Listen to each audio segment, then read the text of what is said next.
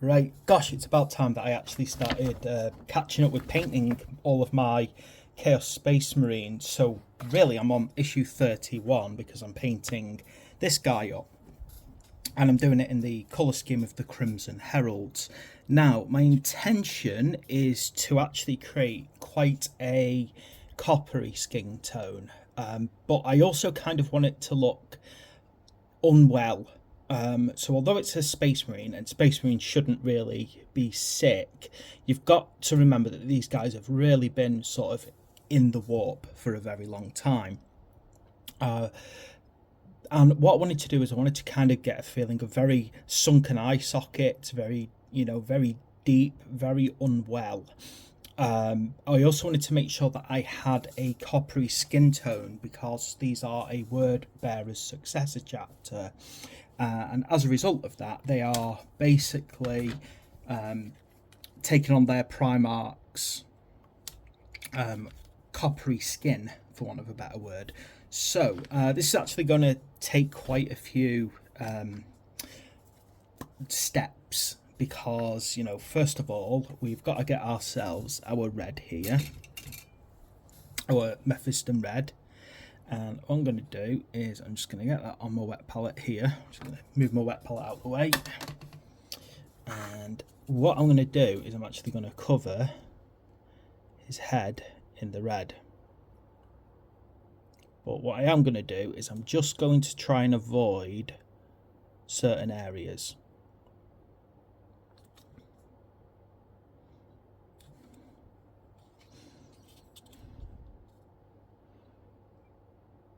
So I'm going to make sure that I hit any high points, definitely, with this red. But hopefully you can see that I'm kind of trying my best to avoid any dips, and particularly anywhere around the eyes.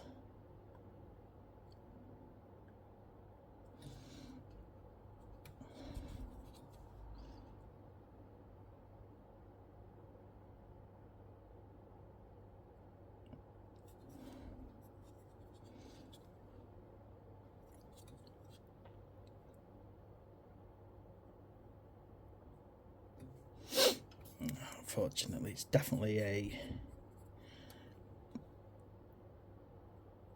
I was kind of hoping that the weather would calm down so I could paint properly, but unfortunately it just keeps on getting hotter and hotter in the UK, which I don't care what anyone says, that is it's just not natural for this country to keep getting hotter and hotter like this every single year.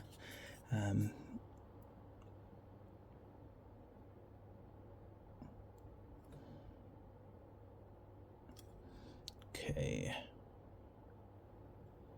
just trying to get into the right areas here. Bit of a pain this part because obviously I'm trying to not sink into certain areas with my brush, trying to hit the high points more than anything.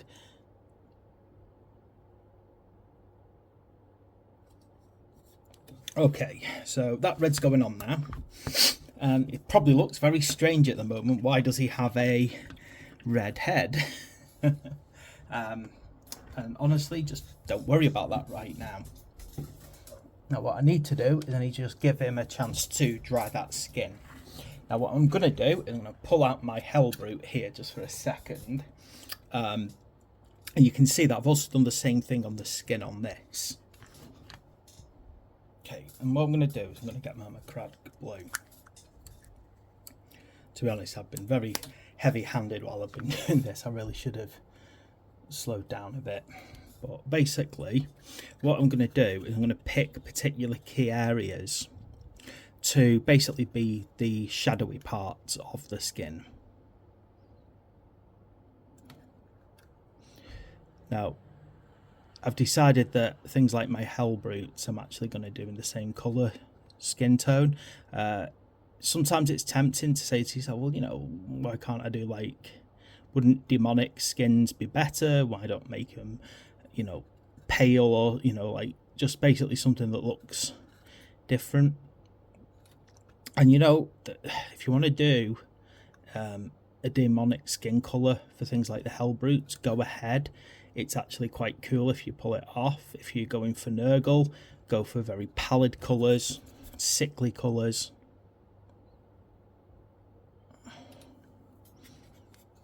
But I don't really want that. I want to feel, and this is a key thing here, it's commonly accepted that a Primarch's genetic coding is very powerful within the lore. Literally to a point where, as far as I'm concerned, even becoming a demon Primarch, even becoming corrupted, is going to cause it, ooh, not my camera, going to actually be a struggle.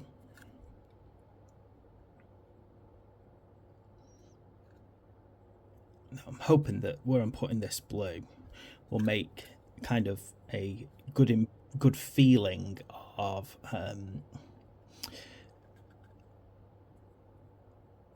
where the skin is getting bruised or sore or swollen.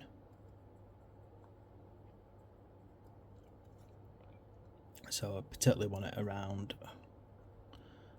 any places. I'm going to have to admit here, I mean, God, it's been a long time since I've actually done skin like this. So this could potentially just go terrible and not work. I have no idea if this is going to work at this point. Right. It's been quite a while since I've tried this technique. I probably should have done a better test run before I decided to commit to it. But you know what? Sometimes I don't see a problem in doing an experiment on camera, because what's the worst that happens? Well, the worst that happens is it's rubbish and it fails. And you know what? I just put it on the video. Hey, this doesn't work. I'm hoping it does. Yeah, really hoping that this works and we get to see a nice result.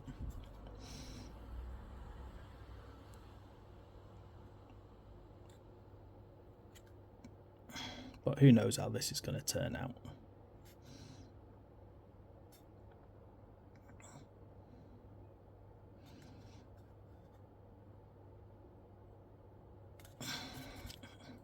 Problem is now I've started the Hellbrute, so I'm obsessed with finishing it now, aren't I?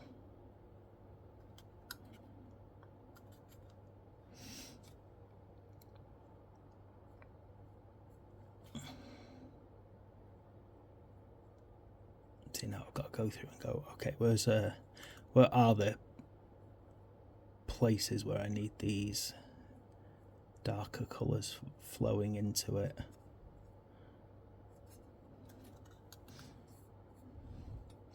See, if you do this right as well, you get things like really cool vein lines, and if you do it wrong, you just get a weird blue colour underneath the miniature that doesn't work. And I've never really tried to combine this with red before. I'm going to admit I've done it with just blue. And obviously, normally when I'm doing this as well, I'm using contrast paints to help get the flow right, whereas with this one I'm having to thin a regular paint because I promised myself I'll only use the colours in Combat Patrol.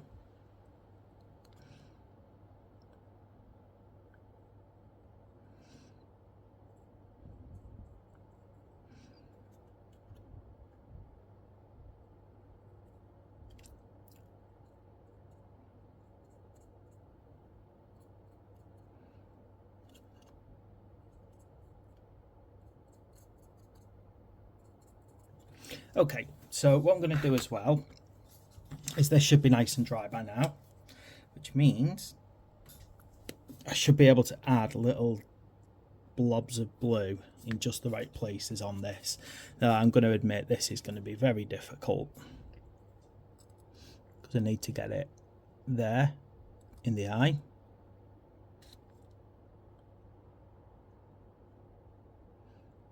And then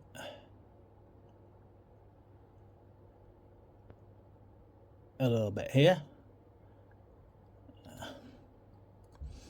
And oh my goodness, I have completely just realized how difficult it is to do these tiny little fine details.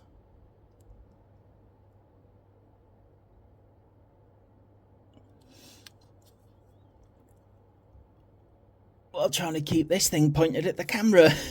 Bad idea, man. I'm gonna get it. If you're actually doing a pale skin tone, don't use the red as your initial colouring. Just head straight to the blue, and then do like whites over the top of it. Okay, here we go. So that's that part done. Let's see if my crazy attempt is going to actually work now. Now, here's the thing. Obviously, in order to get that skin tone, I'm going to have to do a couple of things. I'm trying to remember now. My brain's gone to sleep. I'm going to have to test something because I can't remember which colour I put on first. Okay, so what I did was just a double quick check that I used the right colour here. So what I'm doing is I'm actually using Squig Orange as the flesh colour. Now, in order to do this, I basically need to really get it watered down. So basically it flows really thin over anything. Now, when I say this is like a lot of experimenting to get right, I'm really talking about make sure you get that nice and thin, because what you need to do is you need to get it. I'll just move this guy out of the way. So much easier to show on a larger model. And what happens is as it flows on, it covers, and yet at the same time the paint underneath is really showing through. Now what it'll do as well is you'll see as you hit, say, the blue, it kind of shifts it more towards a purple colour, which is what I wanted to get. I wanted to get a feeling of quite a lot of bruising on the skin. And that's what I'm trying to kind of push on the colour palette. You can see, if you get it the right consistency, you will end up with a coppery colour.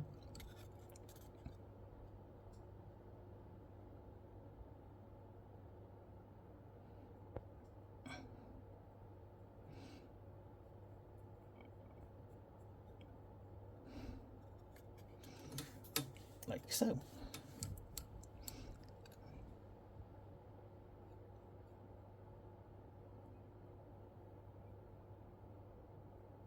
Then what you can do is once you've got your kind of your colours working, then you can just kind of go over the very highest points just to kind of pull up the colour palette a bit.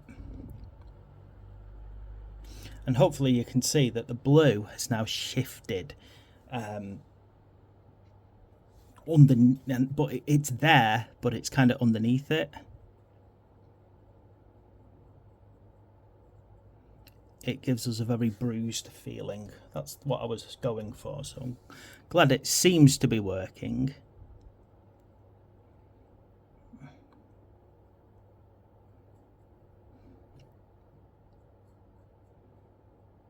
And you know, it works well with very light skin colours.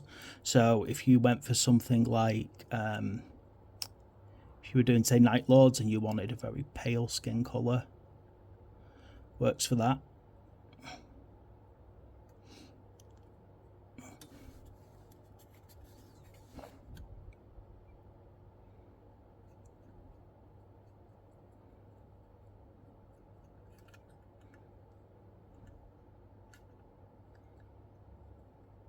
I think the only problem is now it's going to take a long time to paint that, so let's prioritize our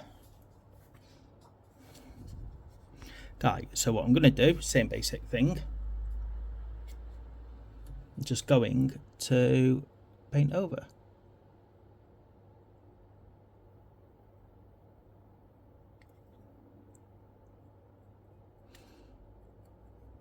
Ooh. Got no brush control at the moment. Never mind. Just have to fix it later on.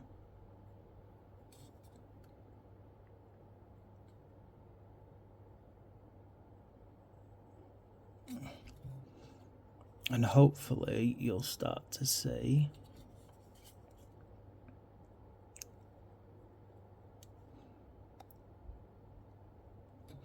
now I feel like painting Lorgar, the actual Primarch, but the Warhammer Horus Heresy version.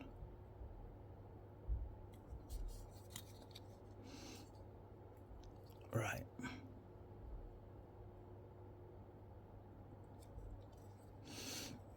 Okay, there we have it. Hopefully you can kind of see that the undercolours are kind of poking through there, presenting a coppery skin tone, but not exactly a healthy coppered skin tone. Now, we can, if we need, finish it off with a bit of highlighting. So we can go with something like the Cadian Flesh Tone.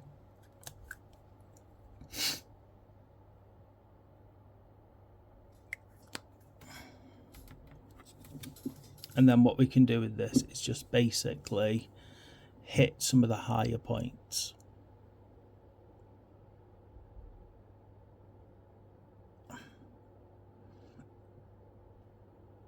Ooh, too much.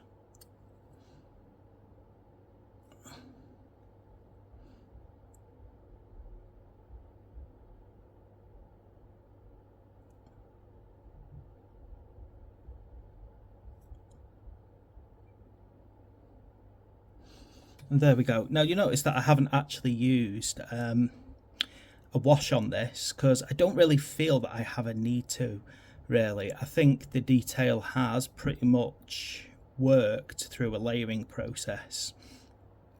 And really my Squig Orange has acted as both a layer and, to some minor extent, a wash. So there we go. I will of course be carrying on with this bad boy now and getting him done, but I won't do that on camera because that's going to take a very long time to get it done. But it's the same basic logic. As you can see, I've got the Squig Orange very thinned out, washed, basically not quite washed because it's still acting like a paint, but moving over the actual red and the blue to create that kind of coppery skin tone with bruising effect. And hopefully, you know, I hope you think that's worked out. I'm actually quite happy with it when I look at it. I think there's a couple of areas where I need to touch up because it's very difficult to paint, as I said, while simultaneously not looking at the model. In fact, I've just realised there's a tiny little bit there that's going to bug me if I don't get it.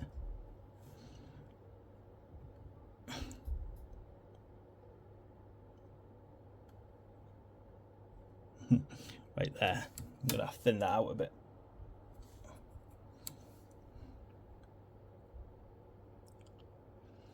You know, it's just about making sure that you cover all the areas. There we go. I've managed to push that into there now. And there we have it. So that is how I'm doing a coppery skin tone for my Crimson Heralds. Thanks for watching. Please like and subscribe. See you for the next video.